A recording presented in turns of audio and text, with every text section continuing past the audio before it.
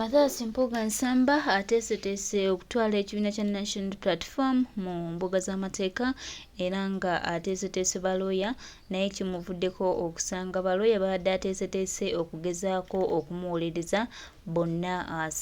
basanze nga Mathias Mpuuga Nsamba yali mu nsobi olw'obufere bwe. Enno nno kino nno abadde akiteeseteese naye nga abamuwaga abamuli emabega beebo be tumanyi abawululanga aba bulijjo ababeera mu ntalo abanoonya entalo ababeera mu ebyo okwegamba nga bo obulamu bwabwe babutambuliza kubanga balaba nga we wali future yaabwe balaba nga we wali ekyokulya n'ekyokunywa kyonna bakirabiramu awo naye nga ffe bannayuganda abaagala Uganda yaffe era abatunuulidde okulaba nga eggwanga lyaffe linunulwa oba nga litambulira ddala bulungi nga bwe twagala litambule twongera okutegeeza buli omu eyo yenna alowooza nti National Platform egenda tambulira mu mpawa z'omuntu omu olw'okuba nti ye alina ebigendererwa bye twongera obajjukiza n'okubategeeza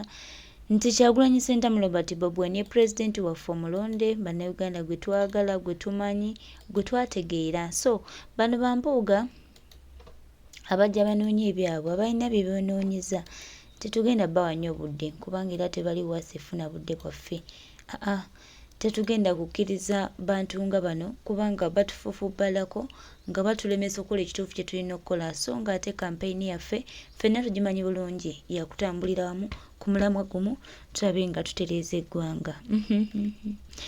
Kyagulanyi Ssentamu Robert Bob Wine, His Excellency the Delegate President of Uganda, yatugamba nti abantu abamu tujja balabirako tujja balabira ku bikolwa byabwe naye abantu batandise okweyanika. Kati ne tubuuza Mpuuga ssebo obuyinza n'obuvumu obujjawa obwagala okutwala National Platform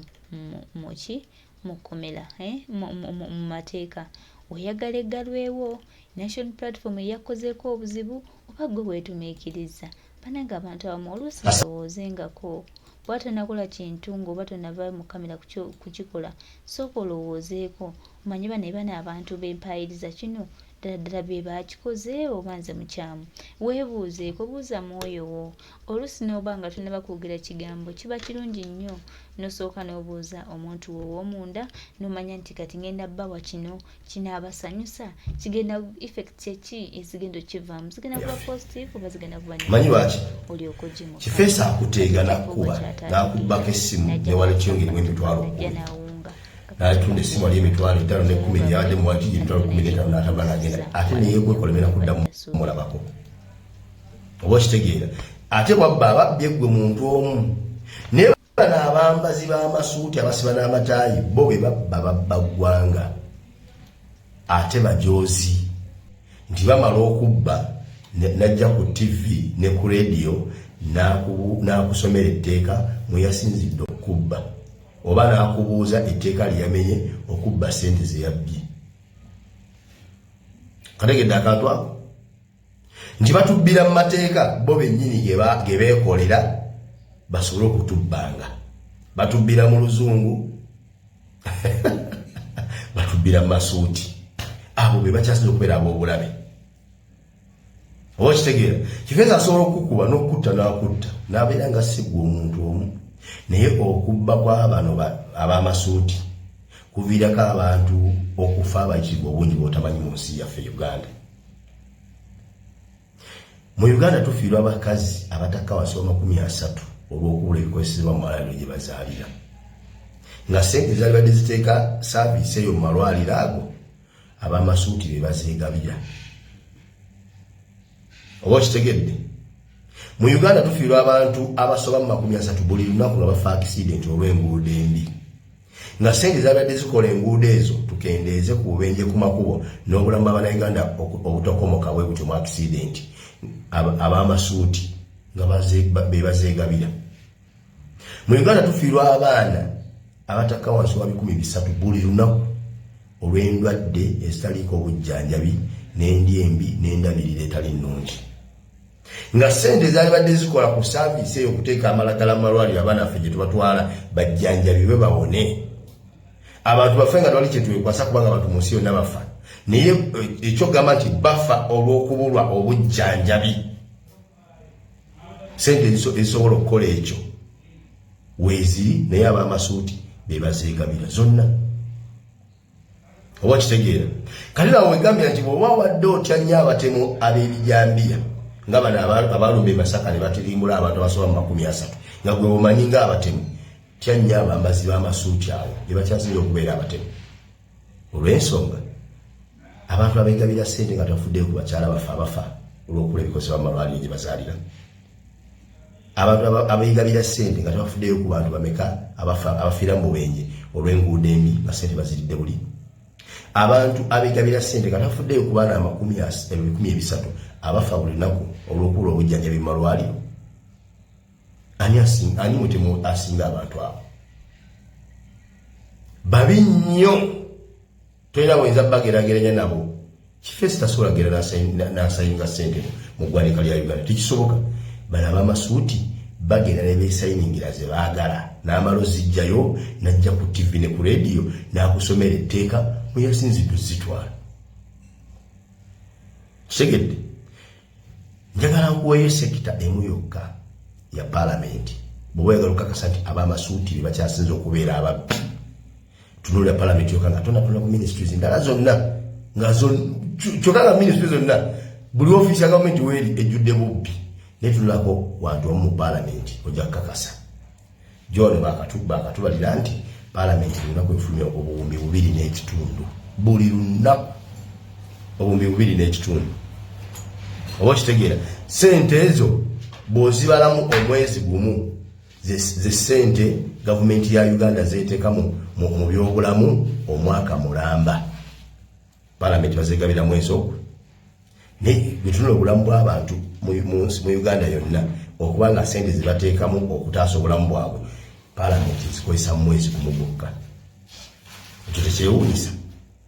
omukubiriza wa paalamenti bamuyite sipiika buli lunaku yeegabira obukadde 20 ng'ezo zigenda kugula butungulu na nnyanya ewakaawe n'amata g'abalongo olwoza abala batwala zenkanawa oyo nno si salale zakulyako buli oba kitegeera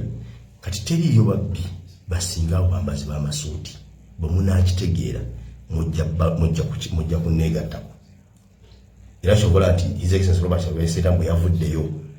okwogera ku babbi b'amasuuti buli wa suuti yasituse okulwanirira mu bbi munnaabwe era tewali olutalo Robert Kyagulanyi agenda sanga mu buzibu ng'olutalo lw'okulwanyisa ababbi b'amasuuti obuzibu agenda okusangamu abo abantu tabusangangako wadde ne mu Museveni obulabe abantu bano bwe bamulinako bw'amaanyi n'okusinga Museveni bw'alwanyisa okujja mu ntebe anga kati bagezaako okulaba nti ensonga bagijja ku bubbi n'obuli bw'enguzi bagiteeke ku Buganda era kyobola nti ne Mathias Mpuuga bwe yajja yalekerera okunnyonnyola abantu teeka kimu yafunira ssente ezo yaddamu kwoza kimu sijja kulembera kibiina kiri mu bantu bavuma Katikkiro nawulire ne Abe Mukiibi ng'agamba mu abantu b'e Masaka mu pulogulaamu ye ey'akaliisoliiso mumulekeraawo okutyoboola abakulembeze Buganda beeguluuminze era ne yeewera mu tujja bayiwa amaviivi naye ng'eyeewerera okuyiwa abantu amaviivi ye Abe Mukiibi Muganda ali ku leediyo ya Buganda yeewera kuyiwa Baganda amaviivi Bakyagulanyi Ssentamu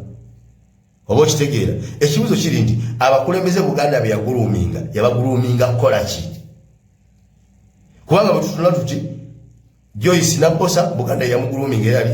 wa kitiibwa Mengo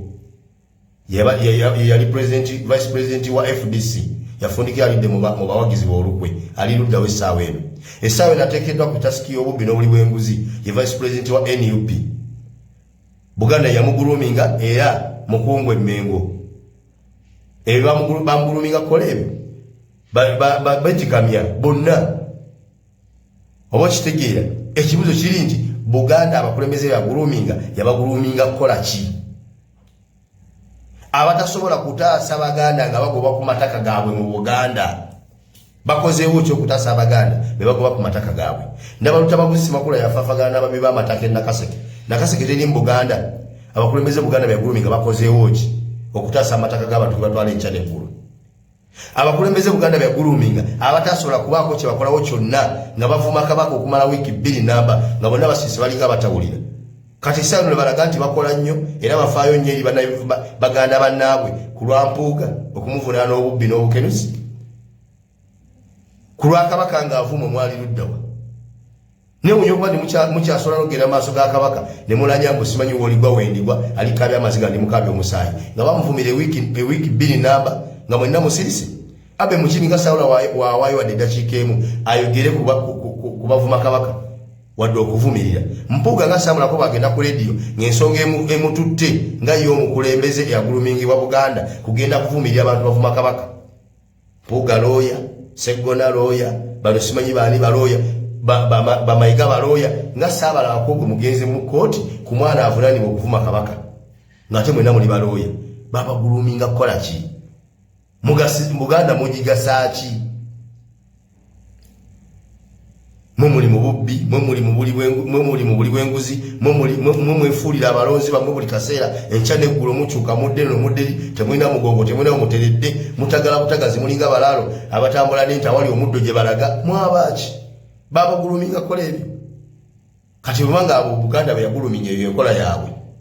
kati tulabe owaffe Uganda gwegulumize Kyagulanyi bukya bwagenda okukwatamu eggwanga lyaffe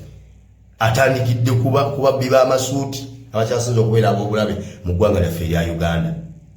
Bino si bya Buganda, bino bya Uganda. Mujje Buganda mu nsonga za Uganda. Muleme kiza mu Buganda bumunoonya omukubira Kyagulanyi mubagambe mu Kyagulanyi alwanyisa Buganda. Muli basiru alwanyisa Buganda omuyise muki?